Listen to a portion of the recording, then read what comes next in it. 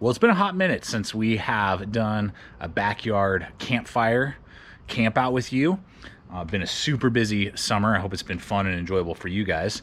Today, we're gonna come along, hang out, maybe chat a little bit, look at a new hatchet, the X11 from Fiskars, but we're gonna have some fun with that. Take a look at the budget version of the Gerber Gator fixed blade. We'll talk about resetting the day when you're in a funk. Okay, so hope you guys are having a good day. Thanks for joining me and my fam. They're wrapping up dinner. I need to get the ball rolling since the sun is going down earlier now and before the camera starts having issues. So I am going to be doing a head-to-head with this Fiskars and the S-Wing 16-inch camp hatchet. We will be doing head-to-head in the near future, but this is the first time kind of taking it out. Just want to get some of the wood prepped here. Alright, so we're looking at factory edge right there. It's got a really nice wide face. We'll see if we'll do some split in here. Kind of like a thicker, you see how it's got kind of that lip. Let's see how it bites in. Got some good weight on it. Take it out right here.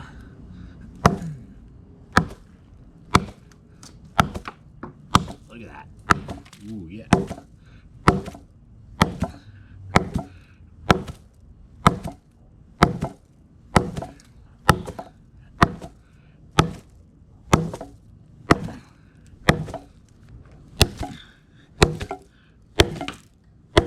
Awesome.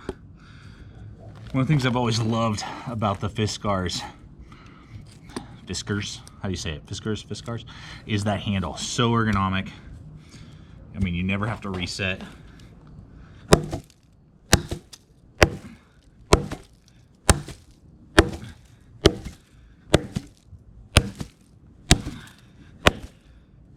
Oh yeah.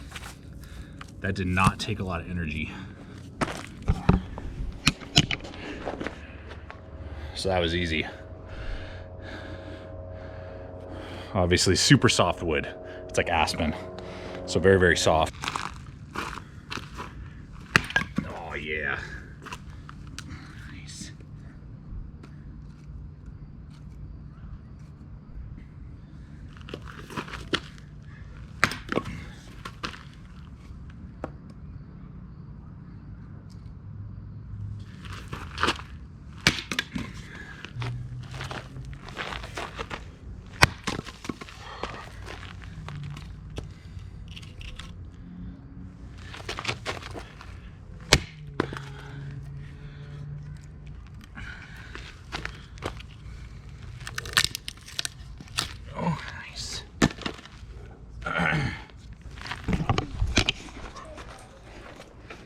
Hey, the boys are out. My mom is changing you. Okay, sounds good. Well, I'm about done with the chopping of the wood. Whoa, that is a big head. Right, isn't it pretty big? So, easy work. I'll really be excited to put the S-Wing versus this Fiskar in the future up against each other, since they're about the same size, similar price points, and just see kind of which one seems to have the upper hand with work. Want to hear your guys' comments from your experience with either of those hatchets, particularly if you have owned both. Which one you feel like works better? Yeah. So GT Junior is now in preschool. They're in person, which is super awesome. How was preschool today? Good. What did you get to do? Here. Did you do a camp out weekend? Here, turn around. Did you do a camp out day?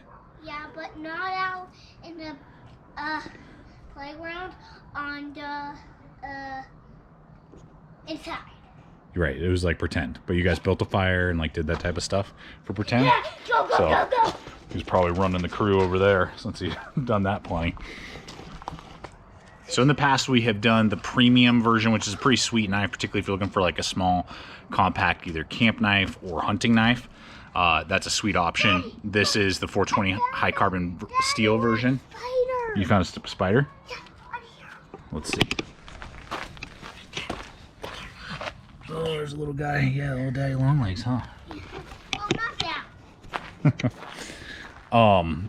And so right now they're like 40 bucks on Amazon. We'll talk about value when I do the actual video.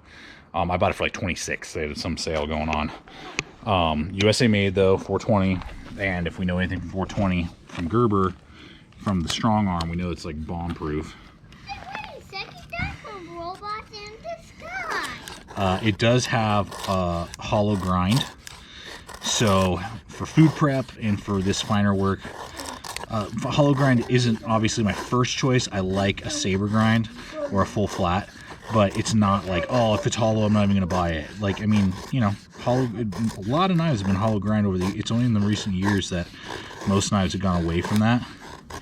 But it is, you know, kind of designed as like a hunting knife, general utility knife around the campsite, food prep, all that. Hollow grinds are always going to do well. This is factory edge, haven't touched it up at all. So there we go, doing really well. One of the big selling points to the Gator line is their handle. That handle is just like so comfy.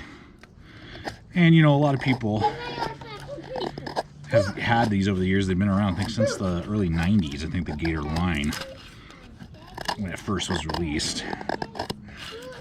They make a full pocket knife, like a clip point version in 420, and then they have the premium S30V that we've done a review on, and then they have the kind of the middll of the line with 154 cm, all made here in America. Now I did read on the website that it did state that it was a full tang all the way through the handle. You can see metal in the back and lanyard hole right there.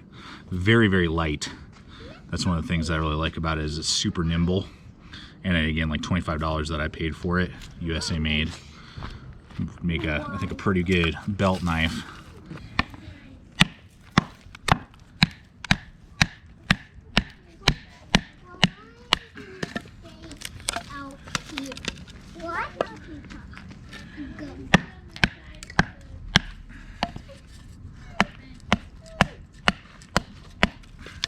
All right, so we got that going.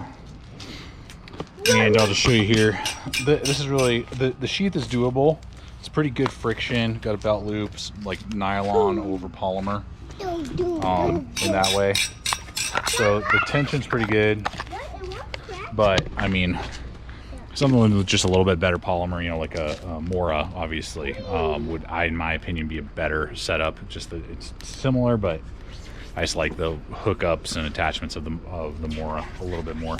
And a lot of people would be like, well, why would I spend $25 on the cheap end for this, 40 on the high end, when there's so many Moras out there? 100% agree. I love my Moras, but some people just don't like Mora, or they got, you know, 10 of them. I mean, I got like every model almost that they make, so it's like, I want to change it up. I want something a little bit different. And I would way prefer to do food prep with this knife than with a Mora.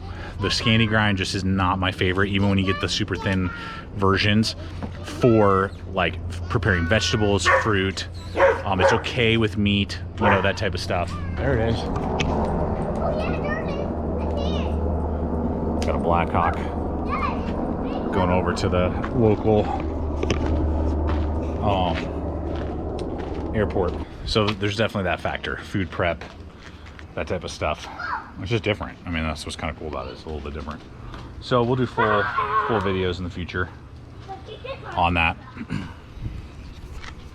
So it's been a super weird day. I don't know why, for both me and Mrs. GT. The day started fine, but I don't know, by like 10:30, just kind of like we were in a funk.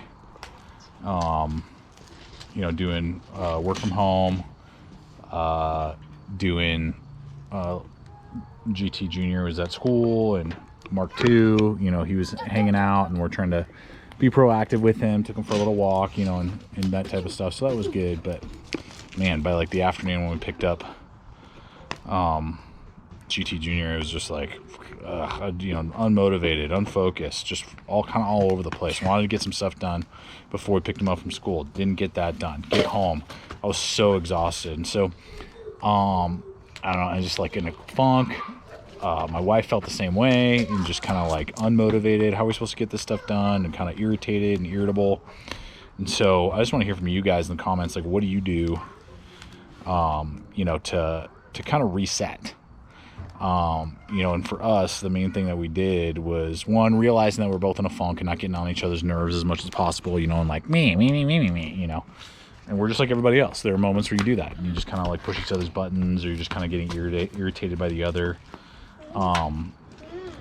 But for me, I try to, the two things I would try to do is like, on a health side, I'm like, what am I maybe missing? You know, I look at like my water intake. Have I been drinking a lot of water today?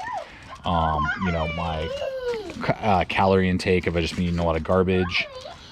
Did I take, you know, any supplements that day? Trying to do vitamin D every day. Whoa, look at that. That's cool.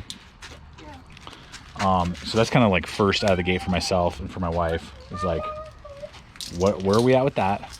And then sometimes just a quick like cat nap. You know, I came home and I was just like so lethargic, almost falling asleep, and just not excited like about the evening, you know, and just not motivated to get anything done. And I still got things to do and wanted to spend time with the boys and do, you know, this fire back here and film it and, you know, whatever. And so I just laid down for about literally 17 minutes, and it was about all I needed. 17 minutes, I put on a cup of coffee. Within, you know, 10 minutes of waking up from that 17-minute little cat nap, ready to rock and roll. Felt a lot better, a little bit more focused. Got some stuff done. Still more to do, but anyway, that's kind of what I did. That's what I tend to do, you know. And then I will often, you know, pray and just ask Jesus, just, you know, the Lord, just to kind of like recenter me, refocus me, you know, clear out my head. You know, if there's things that are distracting me, clear those out. That always helps. And so that's kind of what the day has been like. And so don't feel alone. If you feel like your day has been like that, or maybe you've had a week like that, or maybe even the whole year 2020 has been like that for you, you're just like, don't feel motivated to do anything, you know, whatever. But maybe change some things. Change, you know, look inwardly, maybe change some habits, some behaviors. And that's not always easy to do, but to do that and change that, I think could really help and affect some good change in that way, and maybe get you out of a funk. Yep. So anyway, that's all I got for tonight, guys. Kind of a quick short video, but just wanted to touch base, have a little fun with you, play with a couple tools, and kind of get back on this track as the summer now is kind of winding down. I know we'll be doing more of these, or at least trying to do more of these type of videos with you, and coming up with more content, just more discussion type stuff. So appreciate you all. You are awesome. And yeah, I don't know what else to say. So always remember, stay equipped, stay prepared. We'll see you out there.